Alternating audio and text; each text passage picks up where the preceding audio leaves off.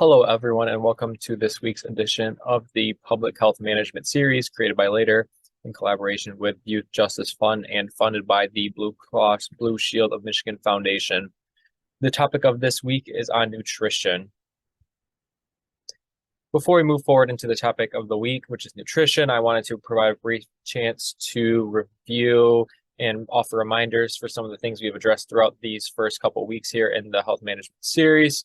So I hope everyone has continued to move forward in their individualized plans today. And if you have that with you, today would be a good chance to possibly add something to your plan, whether actions or goals. Again, following up on those habit trackers that we addressed during week 2, as well as some of the different ways to manage health conditions that were addressed in week 3, as well as some of the tools we learned about in the past 2 weeks when it comes to mental health and emotional health. I hope everyone had a chance to complete either their self-esteem journal and or that self-care assessment and possibly added some actions or some goals onto their individualized plan based upon those tools and resources. So with nutrition as this week's topic, we are going to talk about my plate as well as some general ideas of what constitutes what would be nutrition. I would like to offer the chance to walk through some of the my plate resources that were provided in this week's presentation materials handout. And then we will conclude by talking about the association between food and mood, as well as food and energy. So we all may be familiar with the My Pyramid, which first started in 2005. So My Pyramid includes daily recommended amounts of food at 12 different calorie levels. So My Pyramid also was the first idea of nutrition to incorporate exercise as seen by the individual in the image walking upstairs. And then overall, that illustration is used to describe the ideas or concepts of variety, moderation, and proportion. So you can see they offer the idea that grains should make up a larger portion of your diet versus something like meat and beans, as shown by a larger triangle. And overall, the whole idea of this is, again, variety, moderation, and proportions, which transitioned into My Plate, which was first founded in 2011. So what is My Plate? My Plate, developed by the USDA, so the U.S. Department of Agriculture, first founded in 2011 or first created in 2011, serves to be a reminder. The goal is to be a reminder to help to find your healthy eating style and build it throughout your lifetime. So My Plate, again, offers some of those same ideas when it comes to portion sizes and variety. So you can see they use this visual to support what might be an appropriate portion, where something like vegetables and fruits consume more as a whole versus something like protein.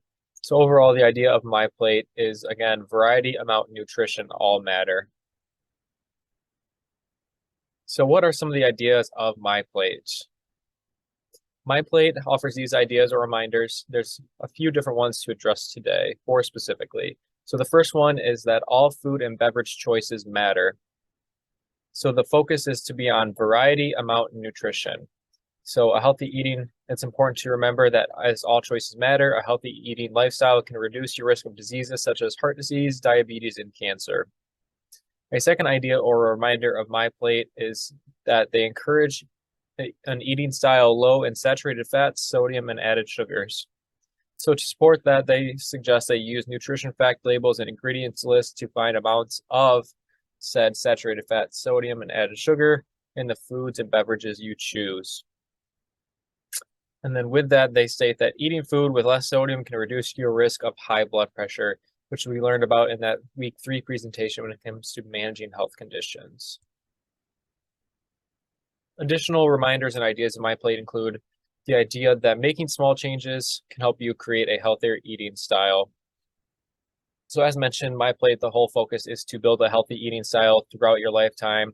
So they recommend starting with a few small changes. Think of each change as a personal win on your path to living healthier.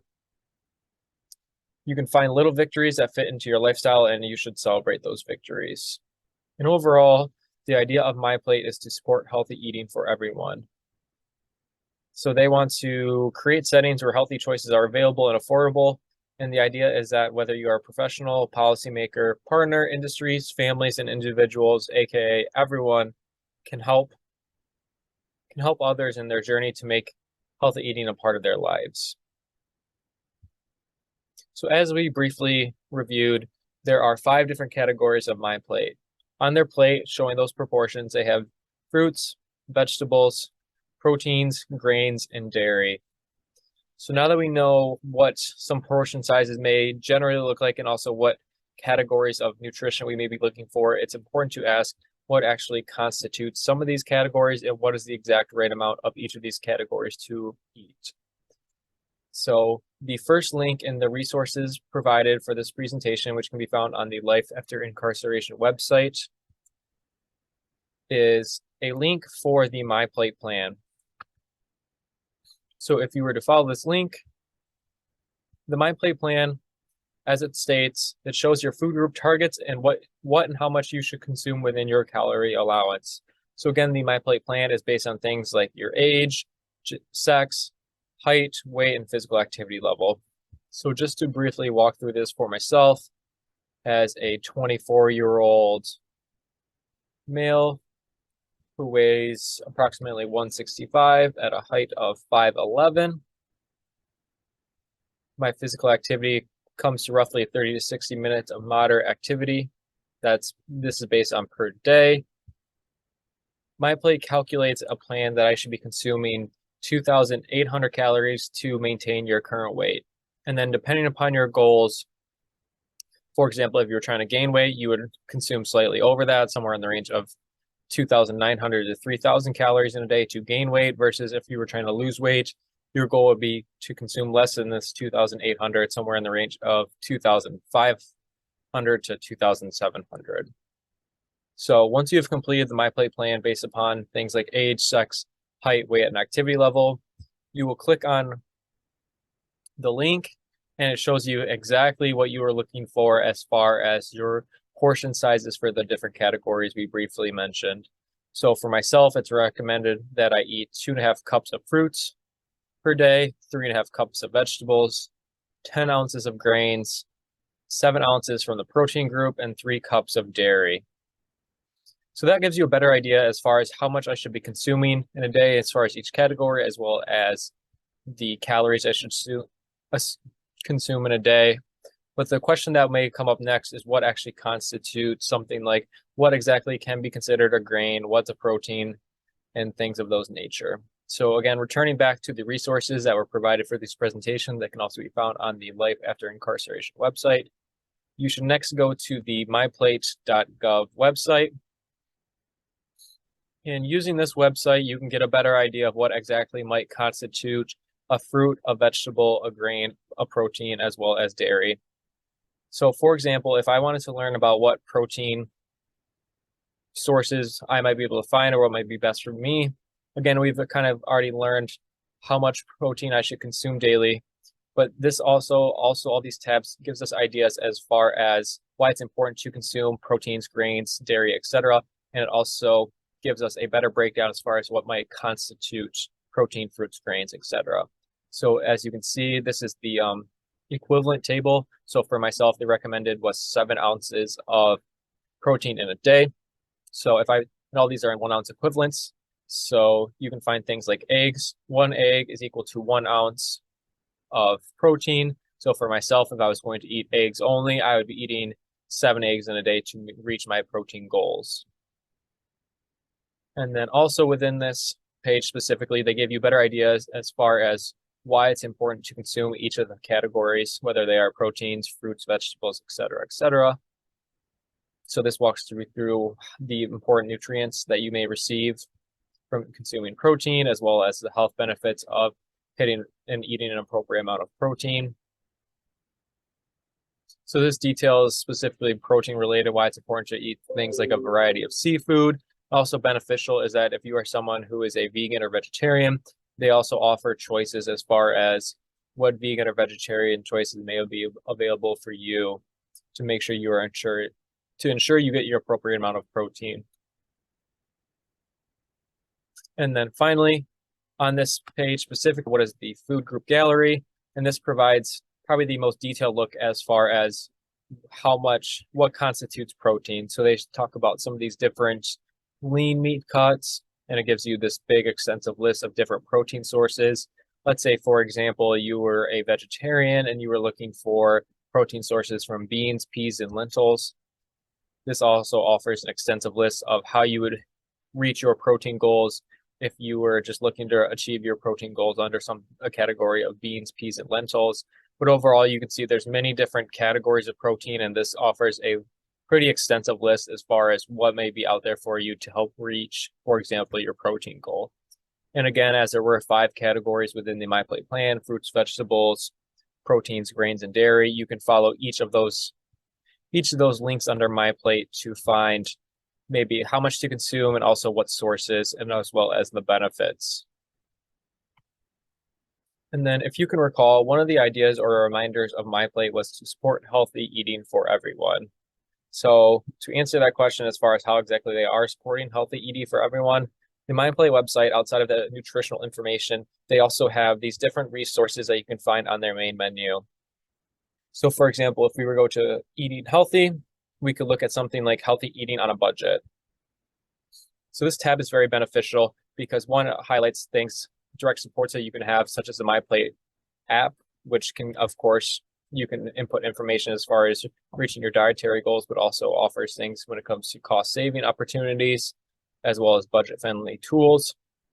And then in this MyPlate tab under the healthy eating on a budget, they have different resources when it comes to things, different resources and tips when it comes to eating healthy on a budget. So for example, they have strategies as far and ideas for making a plan to support grocery shopping, which helps you get organized, save money, as well as make those healthy options. They offer resources when it comes to shopping smart to, again, making the most or getting the most bang for your buck, as well as tips and tricks for making healthy meals that fit within your schedule. And with that, one of the resources under this tab that I wanted to, this grocery shopping game plan under our resources section that was provided for this presentation, offers you essentially a broken down or categorized list as far as what you want to plan to shop for before you go to the grocery store. This, of course, gets you ready to make sure you're able to follow a budget, or you can use this to build your budget around what you want to obtain at the store, and also helps you to identify some different fruits, dairy, vegetables, etc., that would fit within your nutrition needs and goals. In addition, overall, the MyPlate website offers a lot when it comes to resources as far as education and basically and learning as a whole. So again, under this main menu, you can see on the resources tab, they have tools when it comes to building your knowledge, testing your knowledge, as well as making a healthy eating plan. They offer multiple different pieces of education that are available to be downloaded to learn more about what constitutes healthy eating, what healthy eating choices may be best for you, as well as simple to understand videos. And finally, on this myplate.gov website, one of my personal favorite categories on here under their main menu is the MyPlate Kitchen. What's very beneficial about the MyPlate Kitchen is that if you go to the recipes section on the MyPlate website, they have over 1,000 different recipes on here that could help fit within your healthy eating needs. In addition to that, you can see on this left side here, you're able to filter your search results to find recipes that may be more specific to you. For example, if you're someone who receives SNAP benefits, you can filter just to find foods and recipes that fit within that qualification. And you're also able to filter among different needs depending upon your individual circumstances. So you can filter by cost. You can filter all the way down to recipes that allow for no cooking equipment. If you're maybe struggling to find something like fruits and vegetables that you're interested in, and you want a recipe like that, you can filter with just fruits and vegetables, or of course, some of these different options like additional grains. So this link, which is under the MyPlate Kitchen recipes section, is very beneficial when it comes to maybe sprucing up your cooking, being more creative, or just finding different ideas to help meet your nutritional needs.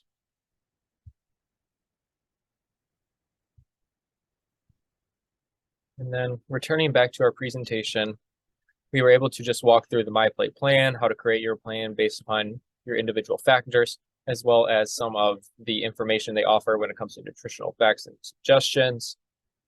And then also the different budgeting resources they have, as well as the recipes they offer. So one thing to talk about in nutrition may be the benefit or the importance of making nutrition and cooking itself meaningful to you. So there are multiple ways to find meaning in your cooking. I just wanted to highlight this as we are occupational therapists and we want all of our occupations, particularly cooking, to be meaningful.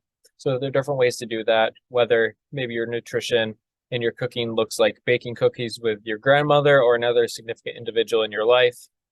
For example, other ways to find meaning and value in nutrition and cooking could be making and or eating a specific meal. So this might look like once a month you make your family's secret recipe for chili or other recipes like that of that nature that have this significance to you.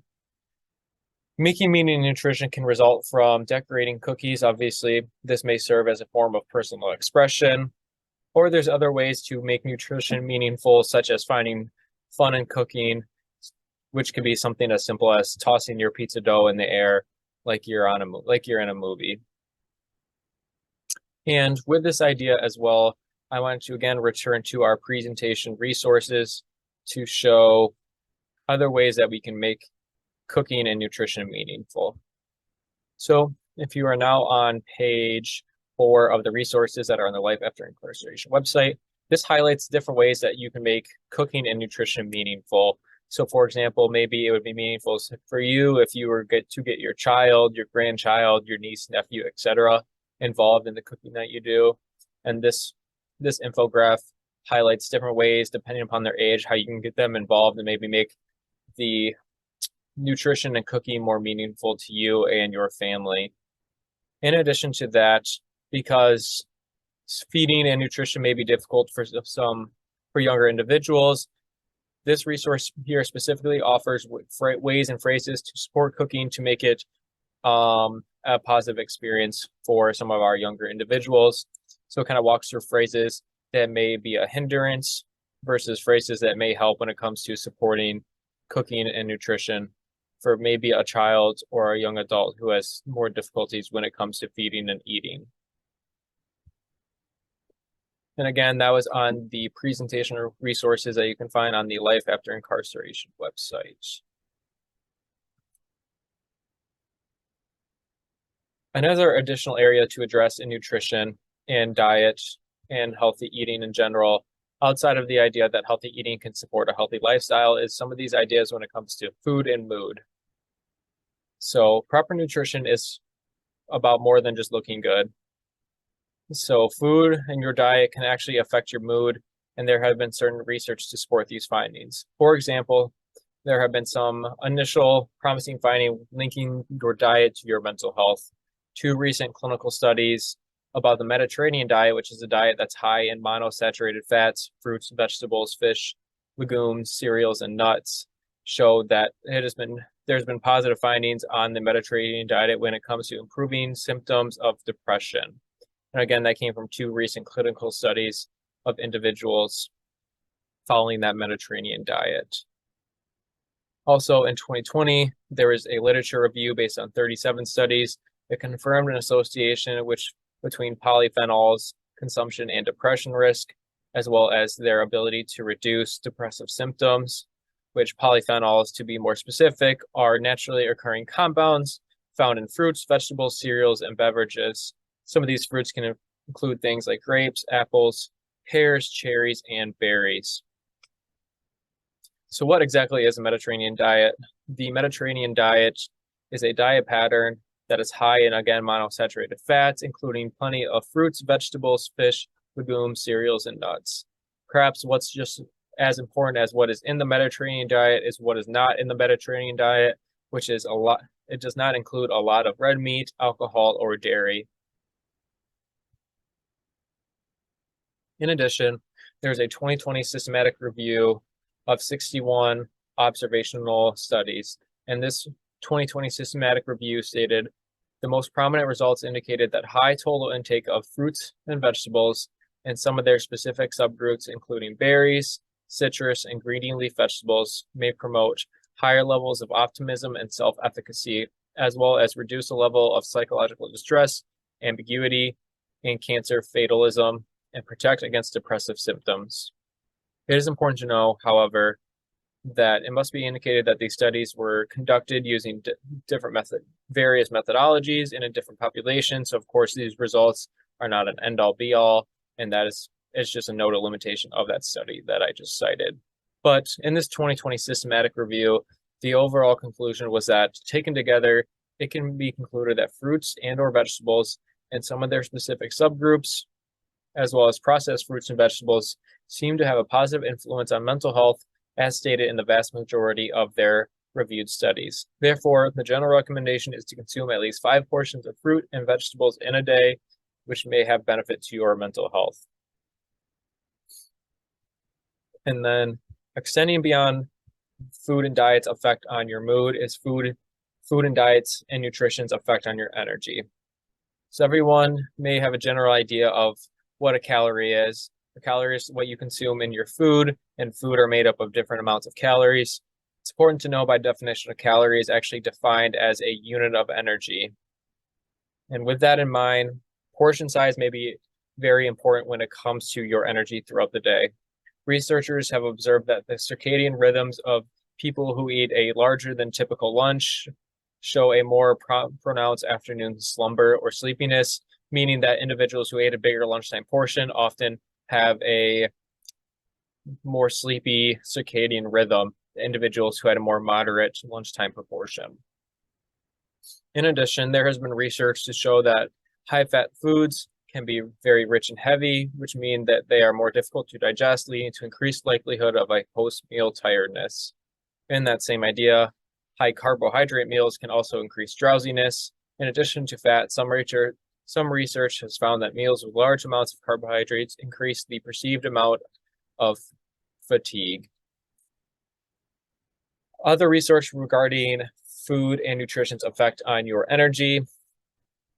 There has been triptophane triggers the brain's sleep process. Triptophane is an amino acid that is known to promote sleep within the brain.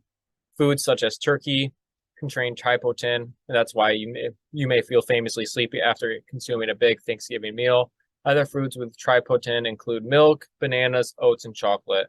While this alone may not cause sleepiness, it can have enhanced effect. It can have some effects.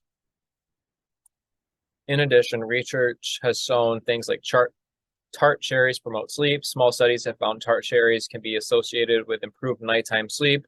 Certain kinds of sour cherries contain tryptophan and melatonin, a hormone that helps regulate sleep, as well as containing other active ingredients that promote sleep.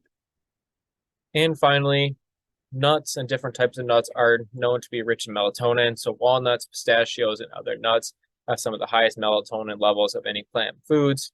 Given the effects of melatonin on sleep, eating a significant amount of nuts may induce a feeling of drowsiness. So with all that in mind, it's just to rephrase and then also repeat some of that. Essentially, your lunchtime proportions can have an effect on your sleepiness throughout the day. Larger portions may lead to more pronounced sleepiness towards the end of your workday. And then certain foods and the timing of foods can also affect your sleep and energy levels. So certain foods can support your sleep if they're consumed closer towards bedtime, such as tart cherries or different types of nuts. But of course, they may have an effect on your sleep if you consume large portions of that in the middle of your day, for example. So as we wrap up our education on food and nutrition's effects on your sleepiness and energy levels, we can transition into looking at the topic for next week, which will, of course, be on sleep. And then as far as the studies cited throughout this presentation, here are the different references, and these references can also be found in the presentation materials that are found again at the Life After Incarceration website. Thank you for listening.